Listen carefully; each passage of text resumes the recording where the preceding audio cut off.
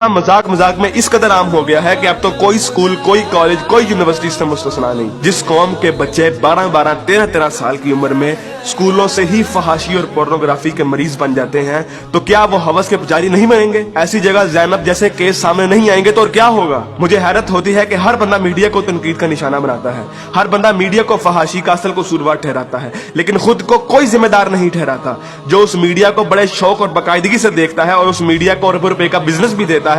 बल्कि टीवी और गाने तो इस कौम के लिए आज ऑक्सीजन बन गए हैं। आप अभी किसी नाई की दुकान पर चले जाएं, किसी दर्जी की दुकान पर चले जाएं, हत्ता कि किसी चिकची रक्शे को देख लें, सब जगह गाने और मुजरे चल रहे होंगे। तकरीबन हर बंदे के व्हाट्सएप के स्टेटस पर या तो कोई टिकटॉक की वीडियो या फिर गाने लगे होंगे। और सबसे बढ़कर बेशर्मी और हराम इस कौम में इस कदर सराहियत कर गया है कि अब तो नातों को भी म्यूजिक के बगैर नहीं सुनते, नातों तक के अंदर म्यूजिक लगा दिया गया है। हमारी कौम का तो मजदूर और गरीब बंदा भी उतना ही खबीस है कि जितना अमीर। हर बंदा हराम खाता और कमाता है, फर्क सिर्फ ये है कि कोई ज्यादा खाता है और कोई कम। मुझे बताइए कि कितने मजदूर और कितने गरीब लोग आप मस्जिद में देखते हैं? किसी बाजार में चले जाएं, मर्दों से कई गुना ज्यादा औरतें नजर आएंगी। औरत अब बाजार की जीनत बन चुकी है। इस इस्लामी मुआशरे में आज तक किसी को कुरान तर्जुमे से पढ़ने की तौफीक नहीं हुई, और अगर कोई पढ़ता है तो सिर्फ अपने मतलब के दलाइल ढूंढने के लिए।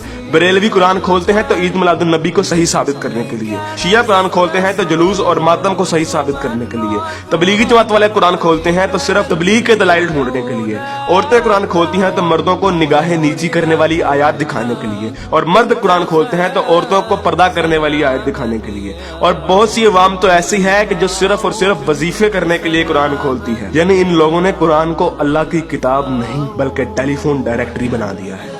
अपने मतलब का नंबर निकाला और डायरेक्टरी बंद। उलमा भी इन लोगों को कुछ नहीं कहते हैं। हर जुम्मे पे उलमा सिर्फ फजाइल की बातें करते हैं, कभी लोगों को ये नहीं कहते कि बेगैरती से कैसे बचा जा सकता है, बदगुमानी से कैसे बचा जा सकता है, झूठ से और फ्रॉड से कैसे बचा जा सकता है। उलमा भी लोगों को नहीं कहते कि कुरान तर्जुमे के साथ पढ़ो और सुनो कि तुम्हारा रब तुम्हें क्या कहता है। और यकीन कीजिए कि जब आप कुरान तर्जुमे के साथ पढ़ेंगे तो आपको अंदाजा होगा कि एक बार सुभान अल्लाह या 100 बार कलमा पढ़ने से जन्नत नहीं मिलनी। अमल करना पड़ता है, अमल। लेकिन हमारे मीठे मीठे उलमा और मुबल्लिग सिर्फ और सिर्फ मोहब्बतें बांटने पर जन्नतों का वीजा दे देते हैं। जिस मुल्क में दुनिया में सबसे ज्यादा ईद मिलादुन नबी मनाई जाती हो, मुहर्रम के जुलूस निकलते हो, तबलीगी जमात वाले तबलीग करते हो, वही मुल्क दुनिया में करप्शन और झूठ और हराम कमाने में सबसे आगे है। तुम लोग कुर्बानी के लिए जानवर भी लेते हो तो सिर्फ लोगों को दिखाने के लिए, अपना स्टेटस कायम करने के लिए। यकीन कीजिए असल गद्दार आप हैं। कायदे आजम अल्लामा इकबाल और 50 लाख शोहदा के लहू से गद्दारी की है आपने, पाकिस्तान से गद्दारी की है आपने, और सबसे बढ़कर अल्लाह और उसके रसूल से गद्दारी की है आपने। ग़ज़वा उहद में जब सहाबा ने हुजूर अकरम सल्लल्लाहु अलैहि वसल्लम की एक छोटी सी नाफरमानी की थी, तो उस छोटी सी नाफरमानी की बिना पर अल्लाह ने मुसलमानों को बहुत बड़ी शिकस्त दी। हालांकि वो सहाबा थे और अल्लाह के रसूल भी उनमें मौजूद थे।